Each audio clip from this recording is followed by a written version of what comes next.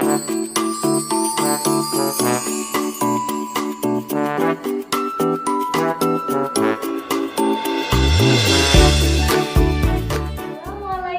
warahmatullahi wabarakatuh.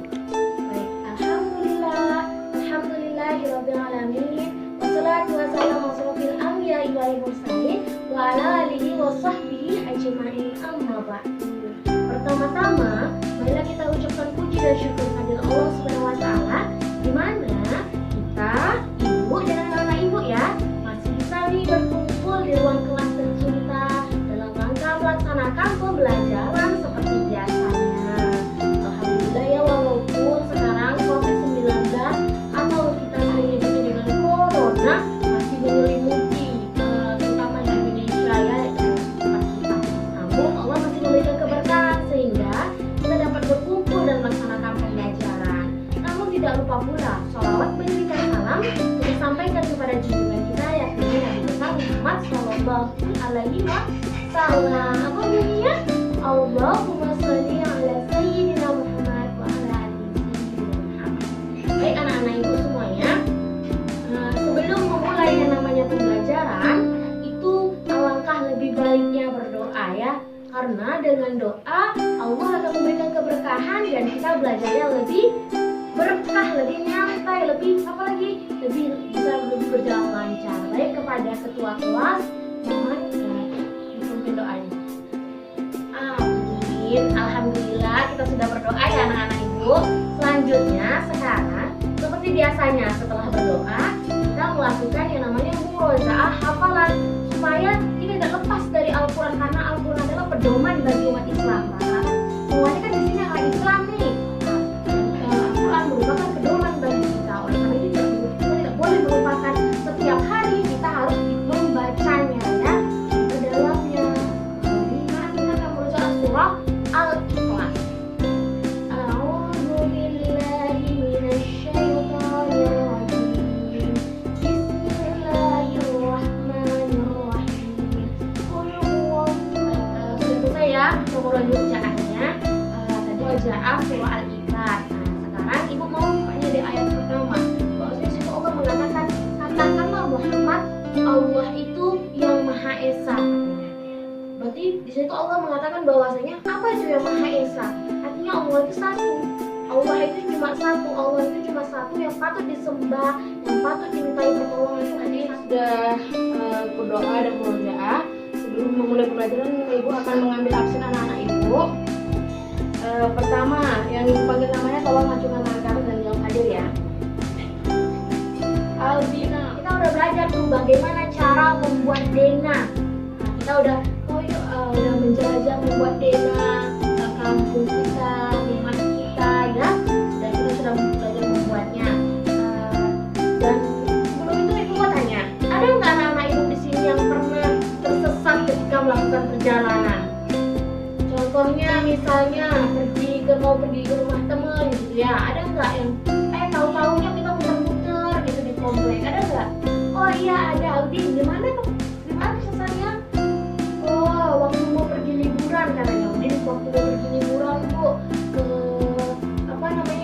kayak bu, ternyata jalannya salah bu. Itu cara akan belajar bagaimana cara membaca dena. Jadi diharapkan ibu setelah belajar tahu bagaimana cara membaca dena. Nanti kita juga akan mempelajari tentang ide pokok dari sebuah paragraf atau pikiran pokok dari sebuah paragraf.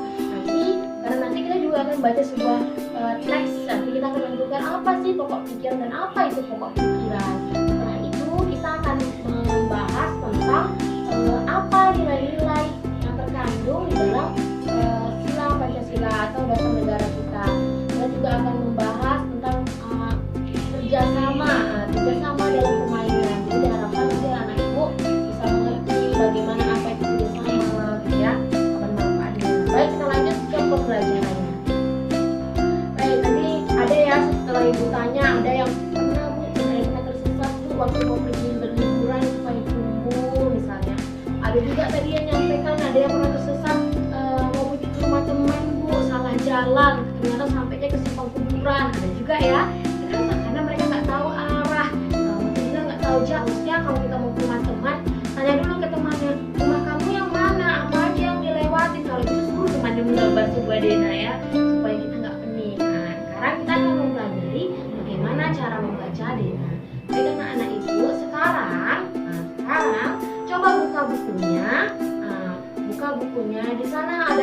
teks yang dengan judul menjadi petugas penerima tamu. Sekarang anak-anak ibu tolong dibaca, namun bacanya tetap di dalam hati ya, tidak boleh keluar suaranya. Semuanya wajib membaca. Oke, silakan. Oke, udah ya, semua sudah membaca, sudah cukup waktunya untuk membaca. Di sana ada sebuah teks. Sekarang ibu mau bertanya, kira-kira di teks tersebut isinya tentang apa? Kan judulnya itu menjadi petugas penerima tamu. Teksnya tentang apa? Bercerita tentang apa? Ada yang tahu? Oke, Doni. Nah, ya Doni. Tentang apa, Doni? Oke, betul. Teksnya itu tentang gimana Udin dan teman-temannya apa tadi? Mendapat tugas untuk menjadi penjaga penerima tamu karena ada sebuah apa tadi katanya datang tamu tim juri penilaian kebersihan sekolah dan mereka Udin dan teman-temannya itu bertugas untuk memberikan penjelasan. Terus apa lagi ada yang tahu? Selain itu masih tentang apa lagi isinya? Oke, Siti, tentang apa Siti? Iya betul, di sana mereka membagi tugas ya. Misalnya katanya Udin dan Udin dan Lani pada bagian ini, di bagian ini katanya kan. Mereka membagi, betul, bagus. Ada yang lain? Itu mereka apa? Bekerja sama. Mereka juga bekerja sama. Terus mereka juga berdiskusi membagi tugasnya supaya adil. Baik anak-anak ibu, tadi cerita anak ibu udah paham ya membacanya, bagi semuanya yang sudah membaca nih, bagus ya, tepuk tangan untuk kita. Oke, sekarang di sana mereka kan Udin dan teman-teman membagi tugasnya, di mana Udin dan Lani bertugas menjelaskan pada bagian utara katanya. Lani, mereka tadi setelah mereka dapat tugas dari kepala sekolah, Udin, Lani bagi ini katanya kan, mereka berembuk supaya mereka nggak bingung gimana ya tim juri pasti nggak berjalan ke sana berjalan kemari, supaya mereka nggak bingung. Akhirnya mereka membagi tugas, ini bagian bagian menjadi lebih jelas dan lebih fokus dalam menjelaskannya. Namun sekarang yang mau tanya, di sini ada bagian utara, bagian selatan dan juga bagian timur. Kira-kira Udin dan Lani tahu nggak bagian utara itu sebelah mana dan apa aja yang harus mereka jaga? Terus Edo dan Dayu kok bisa tahu ya bagian selatan itu ini aja yang mereka jaga? Kenapa? Karena mereka udah mempelajari yang namanya 8 arah mata angin. Apa itu 8 arah mata angin? Kira-kira apa itu arah mata angin? Ada yang tahu? Jadi arah mata angin adalah panduan untuk menentukan arah. Jadi supaya tadi seperti ibu tanya, supaya anak-anak ibu nggak tersesat, anak-anak ibu harus mengetahui 8 arah mata angin supaya kita bisa menentukan suatu arah. Apa manfaatnya? Manfaatnya pertama supaya tidak tersesat. Dengan kita tahu ya 8 arah mata angin kita tidak tersesat karena kita bisa menentukan arah dari 8 arah mata angin ini. Terus kita umat Islam kita nggak luput nih dari 8 arah mata angin. Contohnya untuk apa? Dalam menentukan arah kiblat. Arah kiblat itu apa? Arah kita sholat, mana kita menghadap. Jadi untuk menentukan arah kiblat kita membutuhkan atau harus mengetahui namanya 8 arah mata angin. Oke anak-anak ibu. Jadi Badin, Udin dan teman-temannya ini mengetahui bagian mereka dengan cara melihat Dena. Jadi dari sekolah mereka dikasih itu Dena, sebuah Dena. Mereka harus membacanya. Oh kamu bagian ini, ternyata bagian ini adalah bagian utara. Kamu bagian ini, ya Edo dan Dayu, ternyata bagian selatan. Jadi mereka mengetahuinya dari Dena yang dikasih. Bagi anak ibu, sekarang kita akan menghafalkan 8 arah mata angin ya. 8 arah mata angin. Pertama, timur. Nah, ini dia ya. 8 arah mata angin. Timur, tenggara, selatan, barat daya. Barat laut, utara, timur laut. Ada 8 arah mata angin. Untuk itu, anak-anak ibu harap bisa menghafalkan 8 arah mata angin. Dan ibu punya cara. Gimana caranya supaya menghafal lebih mudah? Yaitu dengan menggunakan lagu. Karena anak-anak ibu biasanya kalau dengan lagu itu lebih cepat menghafal. menghafal. Lagu cepet banget menghafalnya, tapi Al-Quran ada nggak deh nggak bisa ya menghafalkannya. Jadi ibu harap anak-anak ibu semua di sini jangan hanya bisa menghafal sebuah lagu, hanya bisa menghafal sebuah musik, tapi juga bisa membaca Al-Quran, menghafalkan Al-Quran. Oke, sekarang kita akan menghafalkan 8 arah mata angin ini dengan menggunakan musik. Nanti ya, dengan menggunakan musik dan nadanya nada lagu Anak Kambing Saya. Ada yang tahu kan? Mana di mana arah mata angin ada 8 penjuru, timur, tenggara, selatan, barat, daya, barat, laut, utara, timur, laut. Menggunakan musik supaya anak ibu lebih semangat. Ya, anak ibu ambil goyangan tangannya.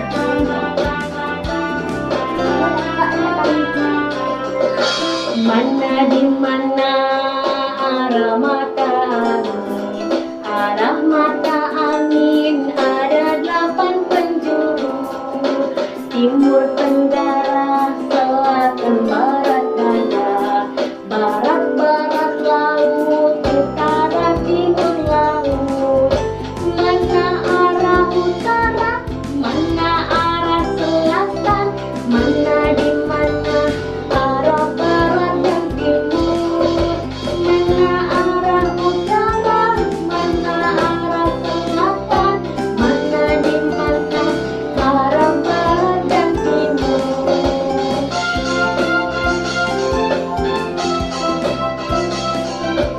Keterangan tadi itu dia. Kita sudah menghafalkan ya 8 arah mata angin. Pakai sebuah lagu langsung sama gerakan yang timbul mana? Sekarang di dalam buku anak-anak ibu semuanya itu ada sebuah dena yang digunakan oleh Udin dan teman-temannya tadi dalam mereka membagi tugasnya. Di sana coba perhatikan dena tersebut. Jadi di situ ada dena sekolah mereka ya. Ada dena sekolah mereka. Coba perhatikan denanya dan baca teks yang ada di bawah dena. Anak-anak ibu yang bisa menjelaskan tentang dena tersebut bagaimana cara membacanya. Baik, silakan Rani. Coba maju ke depan nih, tepuk tangan ya untuk Rani karena udah berani maju menjelaskannya.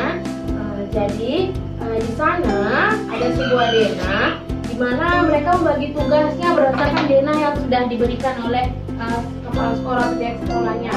Itu sebagai pusatnya. Jadi seperti bilang tuh pusatnya adalah tiang benderanya ya, pusat.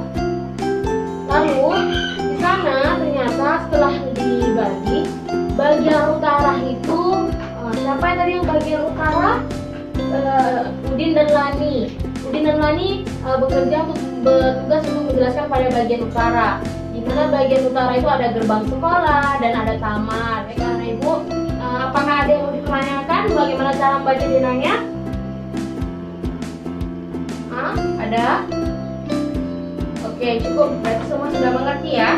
Sekarang ibu mau membagi anak-anak ibu menjadi 5 kelompok. Coba berhitung dari ujung 1 sampai 5. Jadi nanti untuk nomor yang sama, misalnya nomor 1 berarti dia kelompok 1, nomor 2 berarti dia kelompok. Oke, anak-anak ibu semuanya udah duduk di kelompoknya masing-masing ya. Sudah tahu kelompoknya masing-masing. Sekarang tadi ibu udah memberikan selembaran ya, selembaran sebuah dena. Denanya nggak sama kelompok. Tolong bahas bagaimana cara membaca dena tersebut. Diskusikan. Di sana ada pertanyaannya langsung ya. Ini seperti ini. Ada pertanyaannya langsung di sana. Katanya tuliskan nama bangunan yang terdapat pada bagian di bawah ini katanya. Yang bagian utara. Bagian utara ada apa aja? Terus bagian selatan ada bangunan apa aja? Bagian timur ada bangunan apa aja? Begitu pun bagian barat. Tolong tuliskan nama bangunannya. Diskusikan bersama kelompok masing-masing. Nanti setelah diskusi, ibu mau setiap perwakilan kelompok maju ke depan kelas dan memberikan atau membacakan hasilnya. Sudah cukup ya anak-anak ibu, sudah selesai ya membaca, mendiskusikan pada kelompoknya masing-masing. Sekarang kelompok 1, silakan maju, siapa perwakilannya? Oke, tepuk tangan untuk semua kelompok yang udah maju ya. Alhamdulillah bagus semuanya. Namun tadi mungkin ada beberapa kelompok yang keliru ya, padahal itu sudah masuk bagian ini tapi bisa dimasukkan ke bagian ini gitu ya. Masih ada yang salah. Jadi nanti yang salah tolong diperbaikin, setelah itu kumpul hasilnya kepada ibu.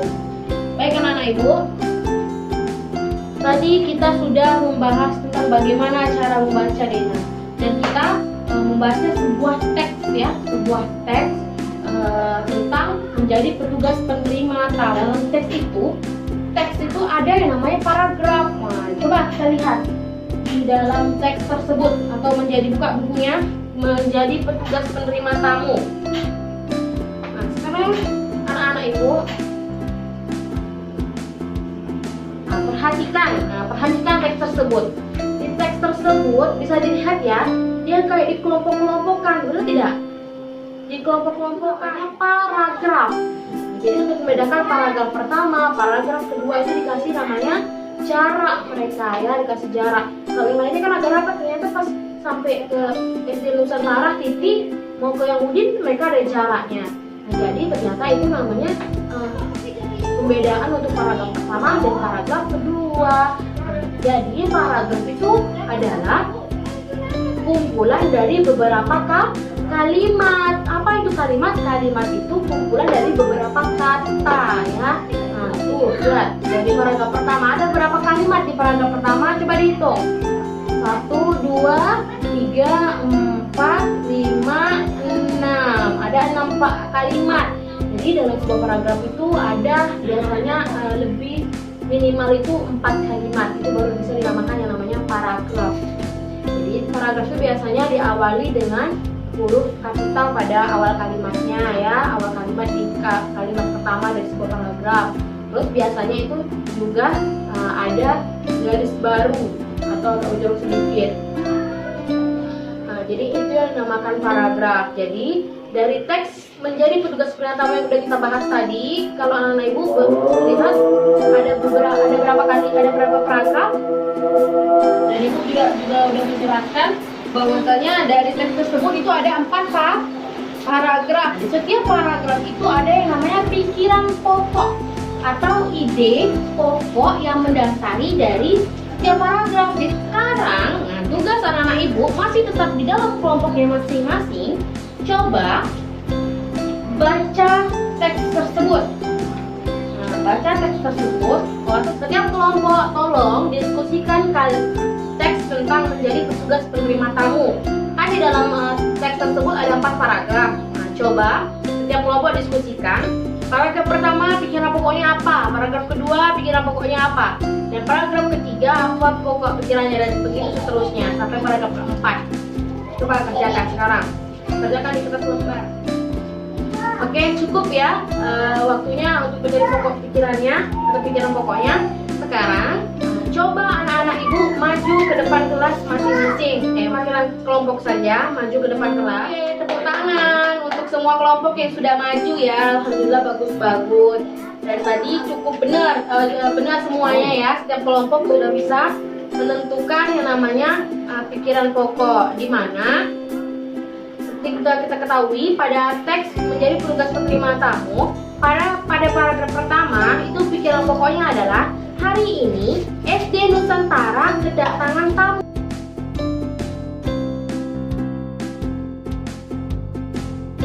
Ya, pada paragraf pertama, hari ini SD Nusantara kedatangan tamu. Udin, yang paragraf keduanya, Udin dan teman-teman membagi tugas untuk menerima tamu. Paragraf ketiganya, Udin dan teman-teman telah bertugas dengan baik. Lalu paragraf keempat, para juri memberikan pujian kepada mereka. Nah, jadi ketika kita cari ide pokok dari keempat paragraf, dan ketika kita baca dari mulai paragraf pertama sampai paragraf keempat, itu menjadi sebuah cerita. Nah, menjadi sebuah cerita. Jadi ketika ide pokok dari setiap suatu teks atau cerita, dari setiap paragraf disatukan, dia menjadi cerita lagi, cerita yang utuh ya. Nah, jadi untuk anak-anak ibu, untuk ketika ketika kita mau membuat sebuah cerita, coba cari, misalnya kita membuat cerita itu berapa paragraf, misalnya membuat 3 paragraf. Coba cari pikiran pokok yang digunakan untuk mendasari cerita tersebut sebanyak 3 buah. Nah, nanti tiap pikiran pokok itu dikembangkan lagi menjadi 1 paragraf. Nah, jadi ceritanya lebih panjang gitu ya. Tadi itu anak-anak ibu yang cukup ya. Tadi semua kelompok udah maju ke depan kelas dan udah cukup baik menjelaskan pokok pikirannya. Setiap kelompok sudah berani semuanya. Nah, sekarang kita masih membahas tentang teks tersebut. Dimana Udin dan teman-teman itu kira-kira perilaku yang mereka lakukan itu baik atau tidak? Tadi kan mereka ada berdiskusi, melakukan tugas dengan baik, bekerjasama. Kira-kira baik tidak? Oke, baik ya. Nah, mereka bekerja sama, mereka juga berdiskusi untuk menentukan tugas supaya bisa lebih adil gitu ya. Nah, ternyata perilaku mereka itu sesuai loh dengan dasar negara kita. Ada yang tahu apa dasar negara kita? Oke, betul. Dasar negara kita, negara Indonesia, yaitu Pancasila. Ada berapa sila? Ada 5 sila. Betul ya. Alhamdulillah ibu semuanya tahu karena sebenarnya kita juga udah belajar pada pertemuan sebelumnya. Apakah sila Pancasila? Coba sila pertama apa? Ketuhanan yang Maha Esa. Betul. Sila kedua apa? Kemanusiaan yang adil dan beradab. Sila ketiga, persatuan Indonesia. Sila keempat, kerakyatan yang dipimpin oleh hikmat kebijaksanaan dalam permusyawaratan perwakilan. Sila kelima, keadilan sosial bagi seluruh rakyat Indonesia. Oke, dari kelima sila tersebut mereka memiliki lambang masing-masing. Apa lambang sila pertama? Bintang. Sila kedua, rantai. Betul. Sila ketiga, pohon beringin. Sila keempat, banteng. Dan sila kelima, padi dan kapas. Nah, jadi kita udah mengulang lagi ya tentang bunyi dari kelima sila terus lambang-lambangnya. Nah, sekarang anak-anak ibu, jadi dari teks menjadi petugas penerima tamu, mereka atau Udin dan teman-teman itu menerapkan perilaku yang sesuai dari sila Pancasila. Contohnya apa? Bekerja sama. Kira-kira bekerja sama itu sesuai dengan sila berapa? Iya betul, sila ketiga. Kenapa termasuk ke sila ketiga? Karena kan bunyi sila ketiga apa? Persatuan Indonesia. Jadi bersatu. Kerjasama kan merupakan suatu perilaku yang menyatukan dia. Misalnya bersatu dalam mengangkat sebuah benda, karena tidak kuat harus bersatu untuk saling membantu mengangkatnya. Seperti itu ya. Sama seperti tadi, mereka bersatu untuk bisa membagi tugasnya. Kamu sebelah sini ya, kamu bagian ini ya, supaya lebih mudah dalam mengenal ibu. Ternyata mereka tuh perilaku yang Udin teman-teman itu sesuai dengan sila Pancasila ya. Sekarang coba anak-anak ibu buka bukunya. Di sana ada sebuah latihan. Di mana latihan? Jadi buka buku semuanya kan? Tuliskan sila yang sesuai dengan pernyataan katanya. Nah, tuliskan bunyi dan lambang dan sila yang sesuai. Contohnya misalnya berdiskusi menentukan program. Nah, tadi kan Udin dan teman-teman tuh menentukan tuh yang ini bagian ini bagian ini. Kira-kira pernyataan tersebut itu sesuai dengan sila keberapa? Nah, dan bunyinya apa? Tuliskan bunyi silanya dan simbolnya. Sekarang kerjakan setiap kelompok, coba diskusikan. Ada 5 buah pernyataan. Nanti ibu meminta perwakilan dari setiap kelompok untuk membacakan hasil diskusi. Oke, sudah cukup ya anak ibu membahas setiap kelompok. Sekarang silakan maju. Siapa kelompok yang mau duluan? Oke, kelompok 3 silahkan. Oke, tepuk tangan ya. Setiap kelompok sudah maju dan bagus semuanya dan cukup bagus dalam menjelaskan juga tadi penampilan dari masing-masing kelompok. Nah, sekarang coba ada nggak ibu akan kasih nilai 100 bagi anak-anak ibu yang berani maju ke depan kelas, 1 orang. Jadi tidak siapa saja lah yang mau maju. Nah, siapa saja yang mau maju ke depan kelas menceritakan pengalamannya di rumah atau di mana bermain dengan teman, di mana ya pengalaman sesuai dengan sila Pancasila. Boleh. Siapa yang mau menceritakannya? Ada yang mau? Oke, Rina, silakan maju. Oke, tepuk tangan kepada Rina ya. Bagus ya Rina, betul tuh. Tadi kata Rina dia bercerita, Pak dia di rumah selalu bangun pagi ketika azan subuh berkumandang. Ketika azan subuh berkumandang, Rina dan ibunya melaksanakan sholat subuh di rumah, sedangkan ayah sholat subuh di luar. Kata Rina, itu Bu merupakan salah satu sila Pancasila pada sila pertama, yaitu ketuhanan yang Maha Esa. Oke, bagus ya. Tuh teman-teman yang lain juga kayak gitu, harus melaksanakan sholat subuh di rumah ya, kecuali yang bukan beragama Islam. Dan kita bagi orang Islam tidak boleh ya menyuruh temannya yang bukan beragama Islam, kamu harus sholat, karena dia agama dia, kita juga agama kita, nggak boleh saling memaksakan. Oke, bagus ya berlaku Rina ya, bangun subuh, sholat subuh. Teman-teman yang lain ada nggak di sini yang nggak sholat subuh? Yang nggak sholat subuh, harus sholat, karena kalau nggak sholat nanti masuk neraka ya. Kalau nggak sholat itu nanti kita jadi bodoh nantinya, kita jadi baik. Anak-anak ibu, tadi sudah ada Sirina yang maju ke depan kelas dan bercerita tentang pengalamannya. Apakah ada yang lain yang mau? Rina 100 ya, karena udah berani. Ya, ada yang lain nggak yang mau bercerita di depan kelas? Oke, Rido, silakan maju. Rido, oke. Terima kasih Rido. Rido ya sudah bercerita tentang pada hari Minggu biasanya keluarganya itu bergotong royong, katanya bergotong royong membersihkan rumah. Ibunya memasak di dapur, membuat makanan dan minuman. Ayahnya membersihkan halaman, kakak membersihkan rumah katanya. Dan katanya berlaku mereka itu termasuk apa?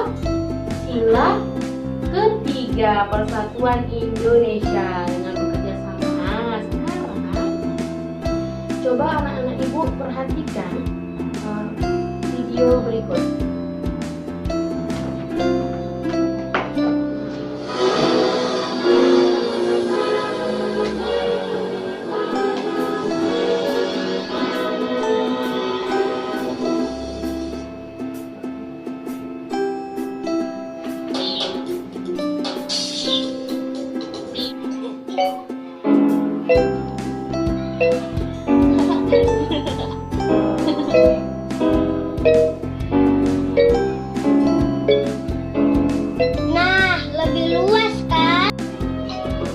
Oke, anak-anak ibu tadi udah melihat ya sebuah video tentang Bonnie and Friend katanya. Bonnie dan teman-temannya. Gimana? Tadi ada yang tahu nggak apa visi videonya? Ada yang tahu? Tunjukkan tangan ke atas. Oke. Didi ada, ayo Didi tolong jelaskan. Tadi video tentang apa? Oke, betul kata Didi. Iya Bu, ceritanya tentang Bonnie dan Friend pindahin meja karena mereka belum mau bermain di ruangan itu. Tapi karena ada meja, jadi ruangannya sempit. Jadi mereka bersama-sama memindahkan meja. Betul ya? Kita tentang itu. Iya betul. Terus ada lagi? Tina, ada? Ayo ceritakan tentang apa videonya?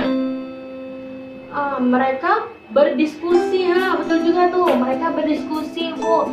Kira-kira bagaimana ya supaya tempat itu jadi lebih lapang dan mereka bisa bermain di situ. Ada lagi yang lain? Oke, cukup ya. Oke, cukup. Jadi dalam video tersebut anak ibu, mereka berdiskusi, bermusyawarah. Aduh, tempat nggak ada lagi. Kalau main di luar panas, sedangkan di sini ada meja jadi sempit, kita nggak bisa bermain. Bisa, katanya teman yang lain, bisa. Kita pindahkan saja meja ini. Kalau kita pindahkan meja ini kan ruangan jadi lapang. Ya betul-betul kata teman yang lain. Mereka semua berpendapat. Ya udah. Tapi meja ini berat loh, kalau kita bersama-sama ini jadi ringan, kata si Bonnie dan Bonnie kepada teman-temannya. Akhirnya mereka pindahkan meja tersebut dan ruangannya benar jadi lapang ruangannya dan mereka bisa bermain katanya. Kata Bonnie, wah ternyata kalau kita kerjasama semua jadi ringan ya katanya. Jadi anak-anak ibu, mereka untuk bermain saja mereka sudah melakukan yang namanya perilaku yang sesuai dengan sila Pancasila. Contohnya apa? Bekerja sama memindahkan meja, itu salah satu sila contoh perilaku sesuai dengan sila ketiga. Apalagi selain itu ada lagi bermusyawarah. Mereka bermusyawarah kira-kira apa yang harus dilakukan supaya mereka bisa bermain di tempat tersebut atau mencari solusi di tempat lain, ya kan? Nah, itu termasuk ke dalam sila keempat ya. Nah, sila keempat. Terus ada lagi meluangkan pendapat, sama aja berdiskusi ya. Nah, sama. Oke. Ternyata mereka untuk bermain saja mereka sudah melakukan perilaku yang sesuai dengan sila Pancasila.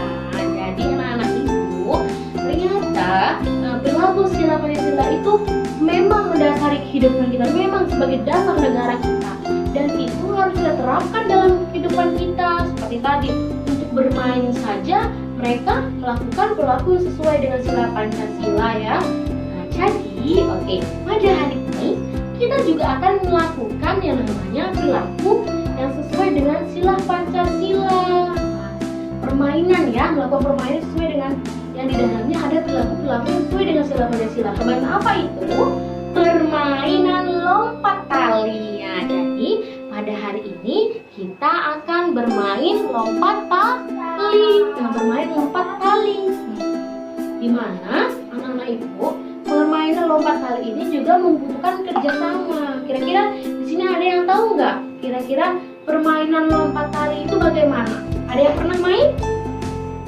Oh ada, oke, biasanya ini ada biasanya anak cewek ya, anak cowok mungkin kurang tahu, tapi hari ini harus tahu karena kita bisa ngambil hikmah nih dari permainan lompat tali. Nah, jadi untuk anak ibu yang cowok, kalau kurang tahu ya permainan lompat tali itu seperti apa, nah, sekarang coba perhatikan video ini. Ayo kita bermain lompat tali.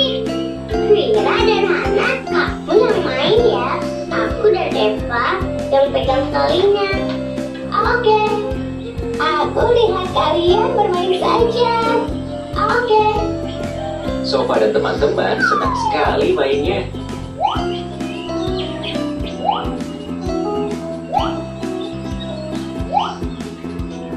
Anak ibu tadi udah nonton video ya, jadi udah tahu tuh anak laki-laki yang tadi nggak tahu katanya permainan lompat tali seperti apa. Nah, jadi permainan lompat tali katanya minimal harus ada 3 orang katanya tadi dalam video. Ada yang 2 memegang tali, ada yang 1 melompat. Jadi minimal harus 3 orang. Karena kita kan dalam kelompok ada 5 orang, jadi cukup ya untuk nilai minimalnya kita udah lebih gitu. Nanti ganti-gantian aja.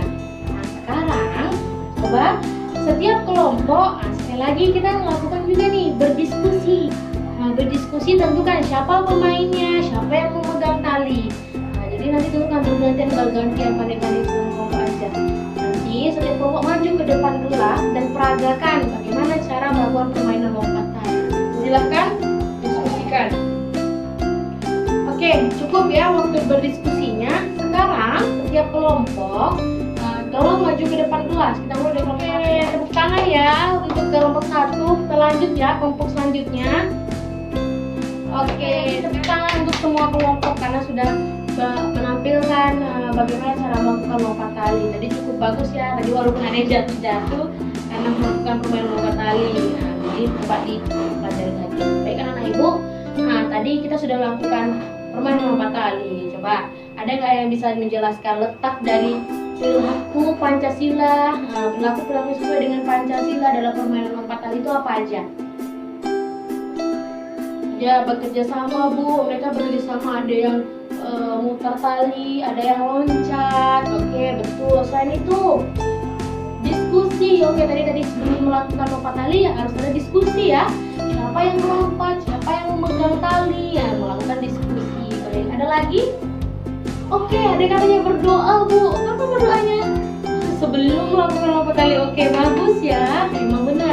Kalau kita mau melakukan sesuatu itu harus diawali dengan doa. Nah, paling minimal banget itu mengucapkan basmalah, Bismillahirrahmanirrahim. Supaya apa? Supaya kita tidak diganggu setan misalnya dalam melakukan permainan, tidak diganggu setan dan selamat ya dalam melakukan permainannya. Jadi bisa lebih hati-hati kan menggunakan bismillah.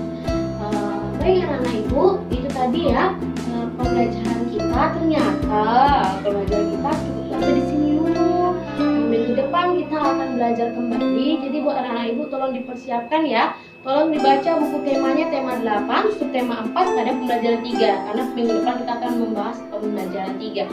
Jadi anak ibu tolong dibaca bukunya di rumah supaya minggu depan kita belajarnya lebih asyik lagi karena anak ibu udah materinya udah cukup ada di dalam otaknya masing-masing ya, dalam pemikirannya masing-masing. Baik, sebelum kita selesaikan atau menutup pelajaran, kita mau lakukan sebuah ice breaking ya. So, ice breakingnya di sini adalah senam. Jadi supaya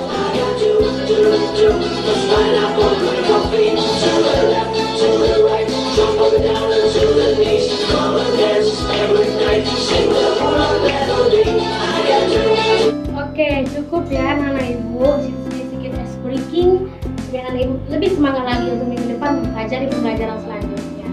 Baik, kurang lebihnya ibu mohon maaf apabila ada perkataan ibu yang salah yang ibu dengar oleh anak ibu. Mohon maaf, ibu tutup pembelajaran kita dengan mengucapkan wabillahi taufiq wal hidayah. Wassalamualaikum warahmatullahi wabarakatuh.